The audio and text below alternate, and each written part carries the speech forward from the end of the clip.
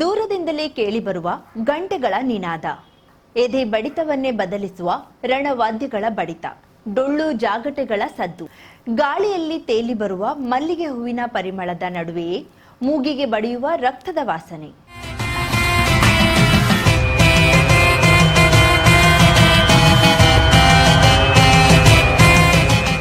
ಅರಬ್ಬಿ ಸಮುದ್ರ ಹಾಗೂ ಸಹ್ಯಾದ್ರಿ ಪರ್ವತಗಳ ಶ್ರೇಣಿಗಳ ಮಧ್ಯೆ ಕಾಳಿ ಮತ್ತು ಶರಾವತಿ ನದಿಗಳ ನಡುವೆ ದಿವ್ಯ ನೆಲದಲ್ಲಿ ಜಗತ್ತಿನ ಅತ್ಯಂತ ಪ್ರಾಚೀನ ಸಂಸ್ಕೃತಿಯೊಂದು ಇಂದಿಗೂ ಜೀವಂತವಾಗಿದೆ.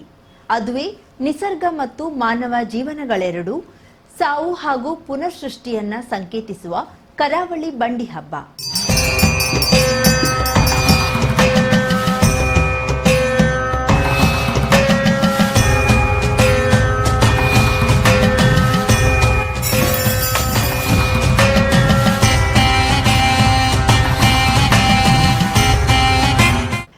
ಬಂಡಿ ಹಬ್ಬ ಕೇವಲ ಒಂದು ಸಾಮಾನ್ಯ ಗ್ರಾಮ ದೇವತೆಯ ಜಾತ್ರೆಯಲ್ಲ.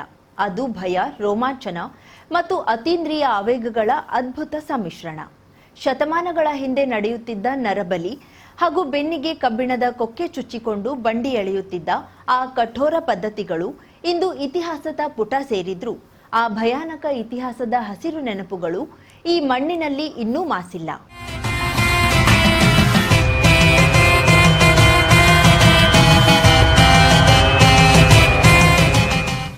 ಬಂಡಿ ಹಬ್ಬದ ಆಚರಣೆಗಳು ಗ್ರೀಕ್, ರೋಮ್, ಈಜಿಪ್ಟ್ ಮತ್ತು ಮೆಸೊಪೊಟೋಮಿಯಾ ನಾಗರಿಕತೆಗಳ ಭೂಮಿ ತಾಯಿಯ ಆರಾಧನೆ, ಆತ್ಮಗಳ ಪಯಣ ಮತ್ತು ಸೂತಕದ ಆಚರಣೆಗಳೊಂದಿಗೆ ಅದ್ಭುತವಾಗಿ ತಾಳೆಯಾಗುತ್ತವೆ. ಆದ್ದರಿಂದ ಈ ಜಾತ್ರೆಯು ಕೇವಲ ಒಂದು ಧಾರ್ಮಿಕ ಸಂಪ್ರದಾಯವಲ್ಲ, ಇದು ನಮ್ಮ ಪೂರ್ವಜರು ಉಳಿಸಿಕೊಂಡು ಬಂದಿರುವ 4000 ವರ್ಷಗಳ ಸುದೀರ್ಘ ಮಾನವನ ಇತಿಹಾಸದ ಜೀವಂತ ದಾಖಲೆಯಾಗಿದೆ.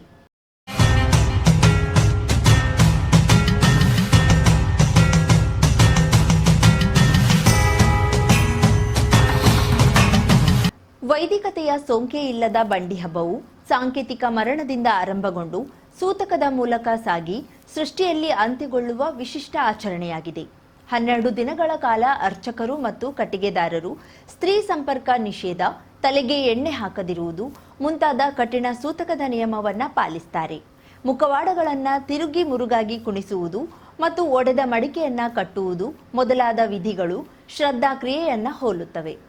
ಇದು ಅಲೆಮಾರಿ ಪ್ರೇತಗಳನ್ನು ಶಾಂತಗೊಳಿಸಿ ಪಿತೃಗಳ ಸ್ಥಾನಕ್ಕೆ ಏರಿಸುವ ಹಾಗೂ ಅವರಿಂದ ಉತ್ತಮ ಮಳೆ ಬೆಳೆಯ ಆಶೀರ್ವಾದ ಪಡೆಯುವ ನಿಗೂಢ ಪ್ರಕ್ರಿಯೆಯಾಗಿದೆ.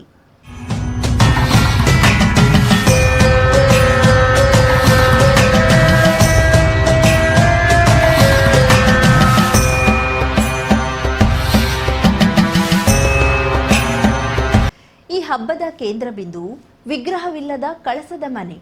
ಇಲ್ಲಿನ ಕಳಸವು ದೇವತೆಯ ಜೀವಂತ ಸ್ವರೂಪವಾಗಿದ್ದು, ಅದರಲ್ಲಿರುವ ಎಸ್ ಆಕಾರದ ಕೊಳವೆಯು ದೇವಿಯ ಉಸಿರಾಟದ ಸಂಕೇತ ಹಾಗೂ ಭಕ್ತರೊಂದಿಗೆ ಬೆಸೆಯುವ ಹೊಕ್ಕಳ ಹುರಿಯಾಗಿದೆ. ಮೆರವಣಿಗೆಯಲ್ಲಿ ಆಗೇರ ವಾದ್ಯಗಳ ನಾದವು ಕೇವಲ ಸಂಗೀತವಾಗಿರದೆ ಕಳಸ ಹೊತ್ತ ಗುನುಗನನ್ನ ದೈವಿಕ ಲೋಕಕ್ಕೆ ಸಂಪರ್ಕಿಸುವ ಸೇತುವೆಯಾಗಿ ಕೆಲಸ ಮಾಡುತ್ತವೆ.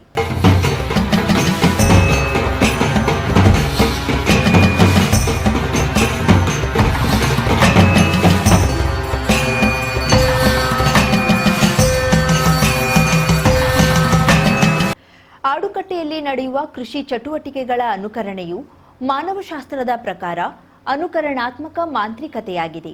ಮುಖವಾಡಗಳನ್ನು ಅತೀಂದ್ರಿಯ ಶಕ್ತಿಗಳನ್ನು ಆಕರ್ಷಿಸುವ ಆಂಟಿನಾದಂತೆ ಬಳಸಲಾಗುತ್ತದೆ.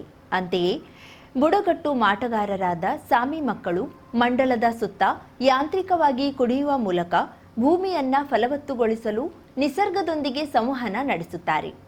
ಮಾಸ್ತಿ ಬೆಂಕಿಗೆ ಬೀಳುವುದು ಕೇವಲ ಸತಿಯ ಸಹಗಮನವಲ್ಲ, ಬದಲಾಗಿ ಗ್ರಾಮದ ರಕ್ಷಕಿಯಾಗಿ ಮರುಜನ್ಮ ಪಡೆಯುವ ಕಥಾನಕವಾಗಿದೆ.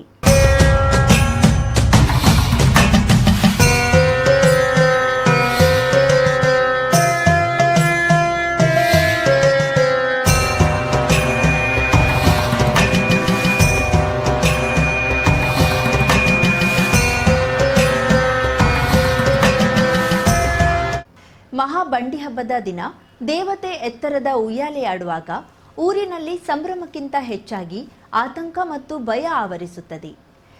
ಬಲಿ ಮಕ್ಕಳ ತ್ಯಾಗ ಮತ್ತು ಆತ್ಮಗಳ ಪಯಣದ ಹಿನ್ನೆಲೆ ಇರುವ ಈ ಸಂದರ್ಭದಲ್ಲಿ ಪಟಾಕಿ ಅಥವಾ ಸಿಡಿಮದ್ದುಗಳ ಸದ್ದಿರುವುದಿಲ್ಲ. ಮರುದಿನ ಪೂರ್ವಜರಿಗೆ ಕೋಳಿ ಕುರಿಯನ್ನ ಬಲಿ ನೀಡುವ ಮೂಲಕ ರಕ್ತ ಬಲಿ ಹಬ್ಬ ಮುಕ್ತಾಯವಾಗುತ್ತದೆ ಹಾಗೂ ಊರ ಮೌನಕ್ಕೆ ಜಾರುತ್ತದೆ.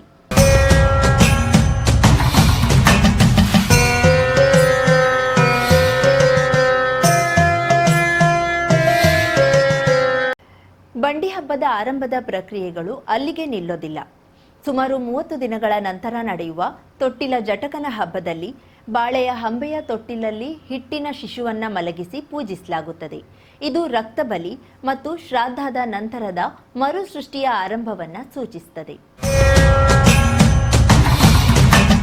ಸುಡು ಬೇಸಿಗೆಯಲ್ಲಿ ಮೈಸುಟ್ಟು ನಿದ್ರಿಸುತ್ತಿರುವ ಭೂಮಿ ತಾಯಿಯನ್ನ ಎಚ್ಚರಿಸುವ ಈ ಹಬ್ಬವು ಮೇಲ್ನೋಟಕ್ಕೆ ಜಾತ್ರೆಯಂತೆ ಕಂಡರೂ ಆಳವಾಗಿ ಅದೊಂದು ಗಂಭೀರವಾದ ತಾಂತ್ರಿಕ ಪ್ರಕ್ರಿಯೆಯಾಗಿದೆ. ಹೀಗೆ ಬಂಡಿ ಹಬ್ಬವು ಇಲ್ಲಿನ ಮೂಲ ನಿವಾಸಿಗಳ ಅನೇಕ ನಿಗೂಢತೆಗಳನ್ನು ತನ್ನ ಒಡಲಲ್ಲಿ ಬಚ್ಚಿಟ್ಟುಕೊಂಡಿದೆ. ಇದರ ಆಚರಣೆಗಳನ್ನು ಸ್ಪಷ್ಟವಾಗಿ ಗಮನಿಸಿದ್ರೆ ನಮಗೆ ಗೋಚರಿಸುವುದು ಸಾವಿರಾರು ವರ್ಷಗಳ ಹಿಂದೆ ಜಗತ್ತಿನಾದ್ಯಂತ ಪ್ರಚಲಿತವಿದ್ದ ಮೆಸೊಪೊಟೇಮಿಯಾ, ಈಜಿಪ್ಟ್, ರೋಮ್, ಈಜಿಪ್ಟ್ ನಾಗರಿಕತೆಯ ಪ್ರತಿಬಿಂಬ.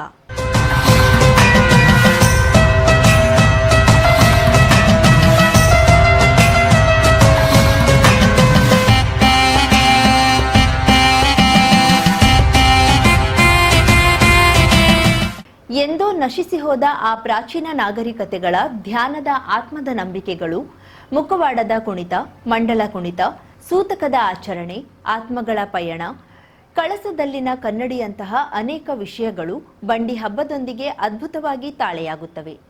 ಗ್ರೀಕರು ಗ್ರಾಮ ದೇವತೆಯನ್ನ ಭೂಮಿ ತಾಯಿ ಎಂದೇ ಕರೆಯುತ್ತಿದ್ರು ಎಂದರೆ ಆಶ್ಚರ್ಯವೆನಿಸಬಹುದು. ಮೆಸೊಪೊಟೇಮಿಯಾದಲ್ಲಿ ಕಲ್ಲು ಗುಂಡುಗಳನ್ನು ಪೂಜಿಸಲಾಗುತ್ತಿತ್ತು.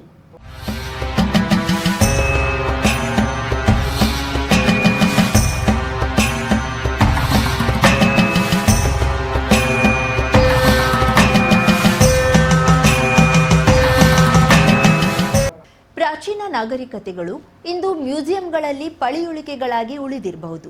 ಆದರೆ ಉತ್ತರ ಕನ್ನಡದ ಕರಾವಳಿ ಭಾಗದಲ್ಲಿ ಆ ಪ್ರಾಚೀನ ಸಂಸ್ಕೃತಿ ಇಂದಿಗೂ ಜೀವಂತವಾಗಿ ಉಸಿರಾಡುತ್ತಿದೆ. ಈ ಜನಸಮುದಾಯವು ಜಗತ್ತಿನ ಶ್ರೇಷ್ಠ ಮತ್ತು ಪುರಾತನ ನಾಗರಿಕತೆಗಳ ಸಮಕಾಲೀನವಾಗಿತ್ತು ಹಾಗೂ ನಮ್ಮ ಪೂರ್ವಜರು ಆ ನಾಗರಿಕತೆಯ ಕೊಂಡಿಯನ್ನ ಇಂದಿಗೂ ಉಳಿಸಿಕೊಂಡು ಬಂದಿದ್ದಾರೆ ಎಂಬುದು ಇತಿಹಾಸದ ಸತ್ಯ.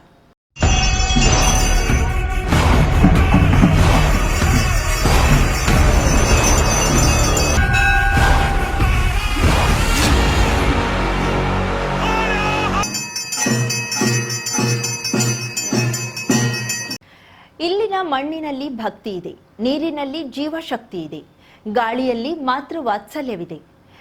ಒಂದೊಂದು ಗ್ರಾಮವನ್ನು ಪೊರೆಯಲು ಇಲ್ಲಿ ಒಬ್ಬೊಬ್ಬ ಗ್ರಾಮ ದೇವತೆ ಇದ್ದಾಳೆ. ಮಣ್ಣಿನ ಮಕ್ಕಳ ರಕ್ಷಣೆಗೆ ಅಮ್ಮ ಇದ್ದಾಳೆ. ವರ್ಷಕ್ಕೊಮ್ಮೆ ತನ್ನ ಮಕ್ಕಳ ಸಂಕಷ್ಟಗಳನ್ನು ಆಲಿಸಲು, ಅವರನ್ನು ಹರಸಲು ಆಕೆ ಸ್ವತಃ ಮಣ್ಣಿಗೆ ಇಳಿದು ಬರ್ತಾಳೆ. ತನ್ನ ಪರಿವಾರದೊಂದಿಗೆ ಗ್ರಾಮದ ಪರಿಭ್ರಮಣ ಮಾಡುತ್ತಾಳೆ.